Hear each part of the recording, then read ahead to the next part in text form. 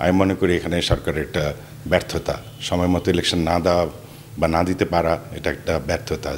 সব আপনার অ্যাসোসিয়েশন বলেন, চেম্বারের অ্যাপেক্স বডি হচ্ছে বিসিসিআই, তারা যদি ফেল করে যায় তাহলে আমার টোটাল মডেলের যে একদম হেড, সেটাই হেড ফেল করে গেল। তো আমরা চেষ্টা করব সরকারের সাথে ডায়লগ করে যত তাড়াতাড়ি সম্ভব বিসিসি ইলেকশনটা যাতে সম্পন্ন করতে পারে। সরকারও বলে ব্যবসায়ীরা হচ্ছে ইকোনমির চালিকা শক্তি, কিন্তু সরকার কি সেভাবে আমাদের সহযোগিতা করে?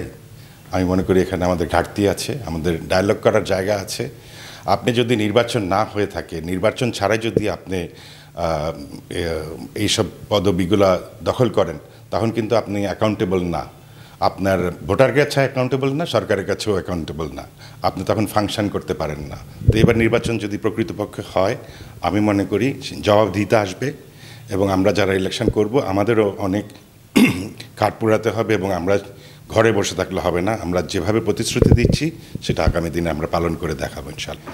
সমগ্র দেশ প্রযুক্তিগতভাবে অনেক এগিয়ে গেছে, ডিজিটাল একটা ওয়ার্ল্ডে আমরা পদার্পণ করেছি। তো এখানে আমি মনে করি যদি আমরা সকলে মিলে কাজ করি, আমরা ব্যবসায়ীদের জন্য ব্যবসা করার একটা সুন্দর পরিবেশ তৈরি করতে পারব।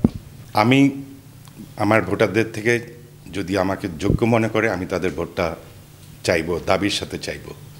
আর যদি ওনারা আমার থেকে বেশি কেউকে যোগ্য মনে করেন, সেটা ওনাদের ব্যক্তিগত চয়েস হবে। কিন্তু আমার তাদের উদ্দেশ্যে বলতে চাই, তারা যাতে ইনফ্লুয়েন্স না হয়, কারো প্রভাবে গিয়ে ভোটটা অপাত্রে যাতে না দেয়। যোগ্য ব্যক্তিকে ভোট দিলে তারা রেজাল্ট ওরিয়েন্টেড ফল পাবে আমি মনে করি।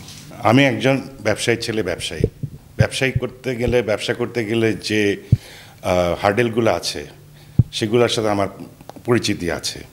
তো আমি চেষ্টা করব আমার ভোটার ভাই বা আমার ব্যবসায়ী ভাই বন্ধুদেরকে সহযোগিতা করতে, তাদের যাতে ব্যবসাটা আরও সহজ করে দেওয়া যায়, ব্যবসা করার পরিবেশটা যাতে করে যায়, সেজন্য আমি নিরলস কাজ করতে রাজি আছি। আমরা যে প্যানেল করেছি সে প্যানেলের নাম হচ্ছে প্রগতিশীল ব্যবসায়ী পরিষদ।